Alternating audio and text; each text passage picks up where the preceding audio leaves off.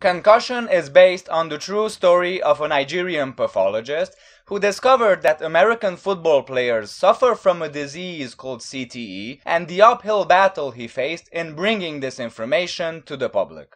While of course it is expected for a sport this violent to cause some occasional broken bones, it turns out that it is even more dangerous than people initially thought, being the cause of brain damage, more specifically a progressive degenerative disease found in people who have suffered severe blows to the head. That's right, folks! It turns out that receiving as much as tens of thousands of violent blows to your head during a single span of a career in sports like boxing, wrestling, or football might not be the healthiest thing for your brain. The symptoms of CET can include dementia, depression, paranoia, aggression, confusion, and all that fun stuff. So this film stars Will Smith, and it somewhat continues along the lines of the more serious roles he has taken on during the years in films such as Ali, The Pursuit of Happiness, and 7 Pounds. I have always been quite fond of Will Smith. He was one of my favorite movie stars growing up, and while I enjoyed most of these more serious drama films he has done, including Concussion, I have to say that this film feels like it's half the film something like Pursuit of Happiness was, and that is pretty much due to the fact that it lacks focus. No pun intended, yes, there is a film called Focus also starring Will Smith.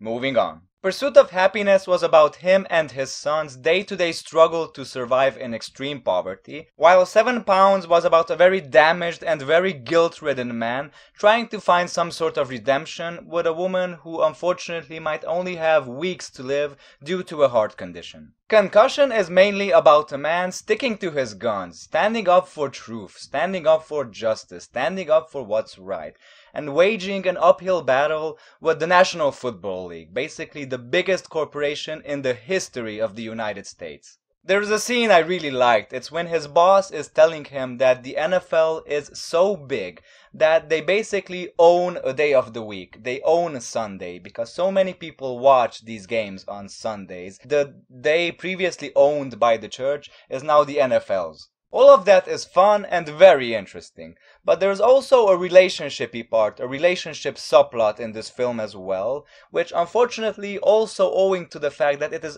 really not the main focus of the film, and also due to how rushed and clumsily I felt it was handled and executed, I felt that that kind of bogged down the film quite a bit. Pursuit and Pounds were about the relationships, especially Pursuit of Happiness about the parent-child relationship, which I always thought was much more fascinating to see on screen than romantic relationships.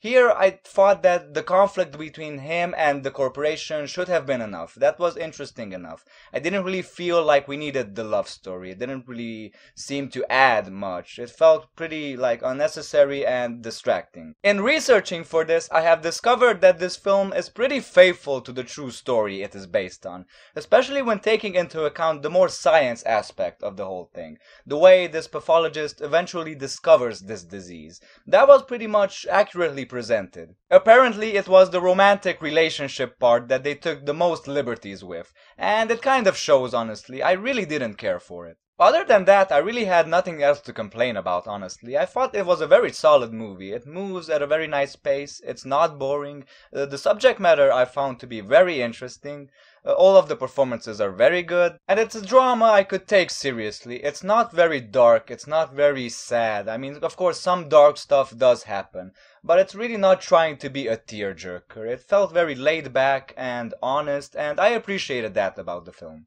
Will Smith and his wife have complained about the lack of diversity in this year's nominations at the Academy Awards. And you know what? That might be true, that might suck, I don't know, I have no clue. That's already politics talking. I have to honestly say that his performance, while not bad in this film by any stretch of the imagination, it's really not that type of performance. You know, the Academy really likes a lot of suffering, a lot of screaming, a lot of transformation, and all that bullshit. And this is very, like I said, it feels like something very laid back, and it's not a very bombastic performance. It's not very over the top. I'm sorry, Will. Look, have some coffee.